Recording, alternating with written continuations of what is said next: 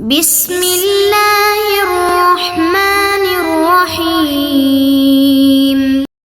بسم اللہ الرحمن الرحیم۔ السلام علیکم ورحمۃ اللہ وبرکاتہ۔ عزیز طلبہ، امید ہے بخیر و عافیت ہوں گے۔ تفسیر جلالین حصہ اول سورہ بقرہ سبق نمبر 14 کے ساتھ آپ کے سامنے حاضر ہیں۔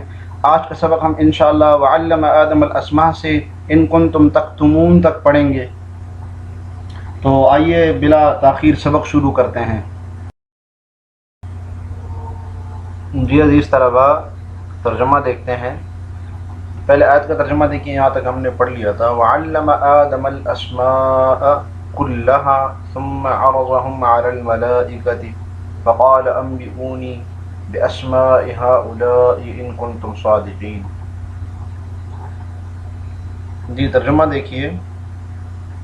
اور آدم کو اللہ تعالیٰ نے سارے نام سکھا دیے، سارے نام سکھا دیے۔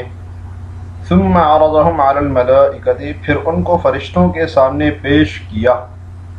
فقال، پھر کہا، انبئونی باسماء هؤلاء ان کنتم صادقین، اگر تم سچے ہو تو مجھے ان چیزوں کے نام بتلاؤ، تو مجھے ان چیزوں کے نام بتلاؤ۔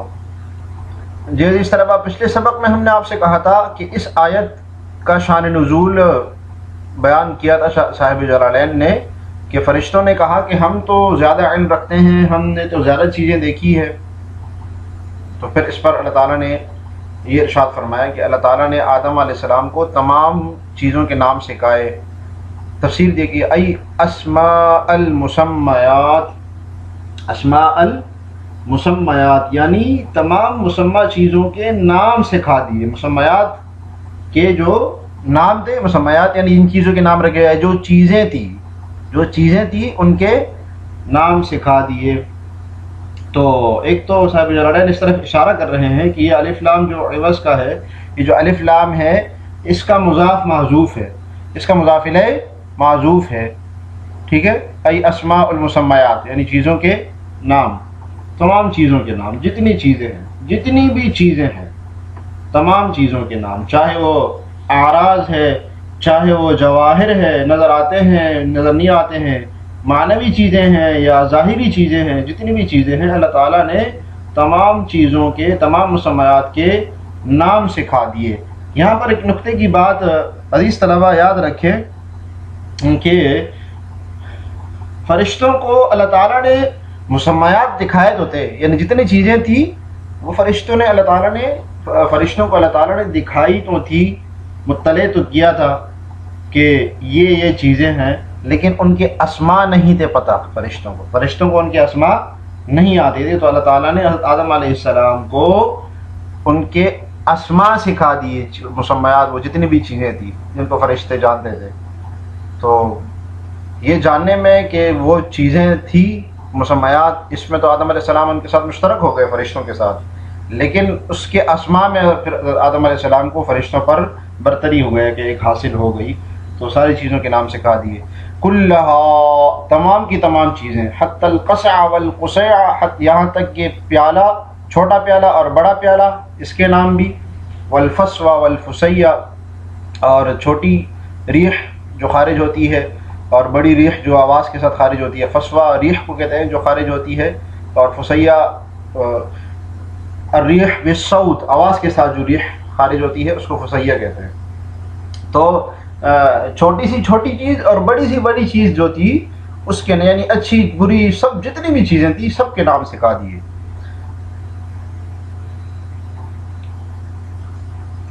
والمغرفہ، اور اسی طرح چمچے، کڑچے، کھانے پینے کی اشیاء اور استعمال کی، کام کرنے کی جتنی چیزیں تھیں، تو یہ کچھ چیزیں صاحب جلالین نے اس میں سے شامل کی ہیں، اور اللہ تمام چیزیں سکھا دی۔ بِأَنَّ أَلْقَىٰ فِي قَلْبِهِ، یہ اس طرح کے ڈال دیا اللہ تعالیٰ نے آدم علیہ السلام کے دل میں، علمها، اس کا علم۔ جی یہ ہے یہاں سے صورت تعلیم کی صورت کیا تھی کہ القاء کرتے تھے اللہ تعالیٰ ان کے دل میں۔ تو یہ جو تعلیم کی یہ والی صورت ہے نا، یہ اس کی آج بھی بڑی اہمیت ہے کہ سینہ بسینہ علم حاصل کرنا، القاء کرنا، کسی بڑے بزرگ شیخ کے ساتھ جا کے ان کے سینے میں جو علم ہوتا ہے وہ حاصل کرنے کی کوشش کرنا براہ راست، تو یہ سب سے مضبوط علم ہوتا ہے۔ جی آگے دیکھیے، ثم عرضهم، پھر پیش کیا، ای المسمیات یعنی اشیاء کو، اور جو مسمیات ہیں ان کو پیش کیا. وفیہ تغلیب العقلاء، اور اس میں عقلاء کے لیے تغلیب ہے. اس نقطے کو ذرا سمجھیے، یہ صاحب جلالین ایک اشکال کا ذرا جواب دے رہے ہیں. اشکال یہ ہوتا ہے کہ ثم عرضهم، ان کو پیش کیا، وہ جو اسماء مسمیات اسماء المسمیات ان کو پیش کیا. تو یہ ہم تو ضمیر تو عقل و ذی شعور کے لیے آتی ہے، انسانوں کے لیے عموماً چیزوں کے لیے، ان چیزوں کے لیے جو عقل رکھتے ہیں ان کے لیے استعمال ہوتی ہے، جبکہ ان میں تو چمچے کڑچے یہ سب کچھ تھا، پیالیاں سب کچھ تھی. تو پھر ہم ضمیر کیوں لے کے آ گئے؟ تو اس کا جواب دے دیا کہ اس میں عقلاء کی تغلیب ہے کہ بس چیزیں ساری مراد ہے، ساری مسمیات جتنی ہے سب مراد ہے، لیکن ان میں عقل والی چیزیں بھی ہیں، عقل رکھنے والی چیزیں بھی ہیں، اس لیے عقلاء کو تغلیب دے دی. اور دوسرا یہ کہ مذکر لے کے آ گئے عرضہم، تو مذکر کو مؤنث پر بھی غلبہ تغلیب ہے، اس طرف بھی اشارہ ہے. علی الملائکۃ، فرشتوں پر پیش کیا. فقال لهم تبکیتا، اور کہا اللہ تعالیٰ نے، فقال لهم سے صاحب جلالین مقول لهم کا بیان، مقول لهم کا بیان بتا رہے ہیں کہ کن سے کہا؟ فرشتوں سے.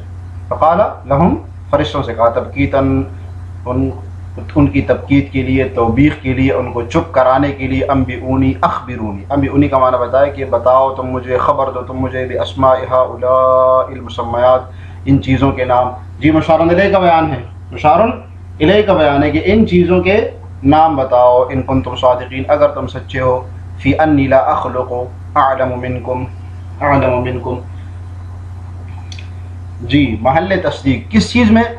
کہ میں نے تمہیں سب سے زیادہ علم رکھنے والا بنایا، جو تم نے کہا تھا کہ میں نے تمہیں نہیں بنایا تمہیں، میں نے سب سے زیادہ علم رکھنے والا. او انکم احق بالخلافہ، یا یہ کہ تم اگر اس بات میں سچے ہو کہ تم خلافت کے زیادہ حقدار ہو. وہ فرشتوں نے کہا تھا نا ہمیں آپ نے سب سے زیادہ علم رکھنے والا بنایا تھا.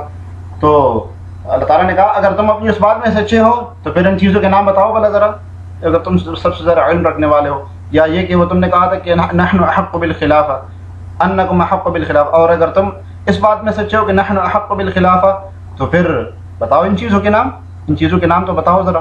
وجواب الشرط دل علیہ ما قبلہ، اور شرط کا جواب دلیل دلالت کرتا ہے اس کے اوپر جو اس سے پہلے ہے. اس سے پہلے کیا ہے؟ انبئونی، تو اس شرط کا جواب گویا معذوف ہے. ان کنتم صادقین، اگر تم سچے ہو، انبئونی، تو بتا دو ان چیزوں کے نام.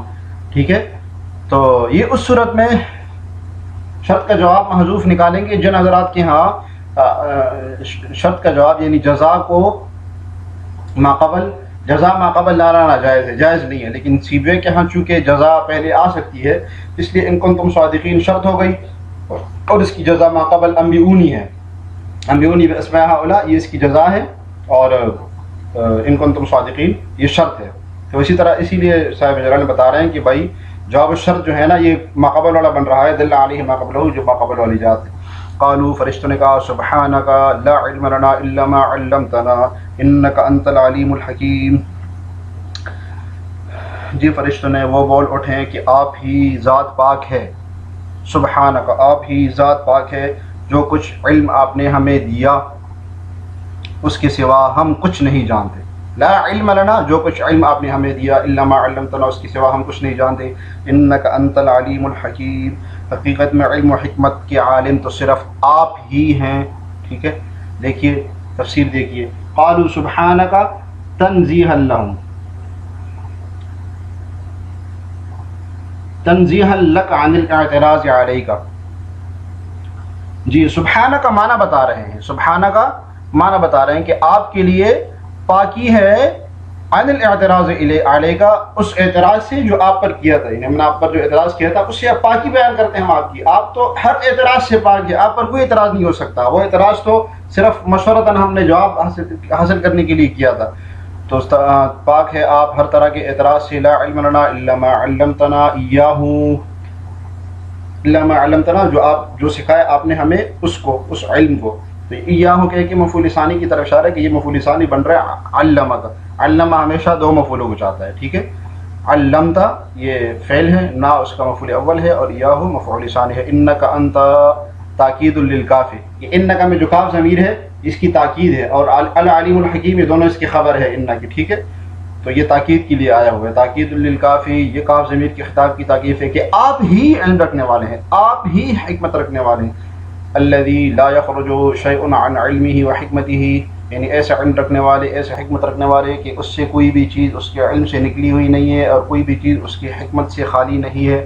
لا یخرج شیء عن علمہ، ایسا علم رکھنے والی ذات ہے کہ اس کے علم سے کچھ بھی نکلا ہوا نہیں ہے، سب اس کے علم میں ہے۔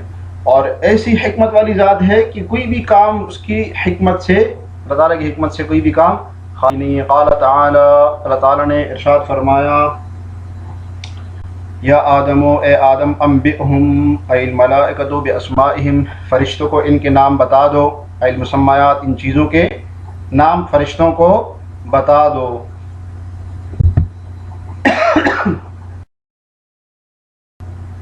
جی عزیز طلبہ، اگلی آیت کا ترجمہ دیکھیے پہلے۔ قال یا آدم انبئہم باسمائہم، تب خدا نے، اللہ تعالیٰ نے آدم کو حکم دیا کہ اے آدم، انبئہم باسمائہم، تم ان فرشتوں کو ان چیزوں کے نام بتاؤ۔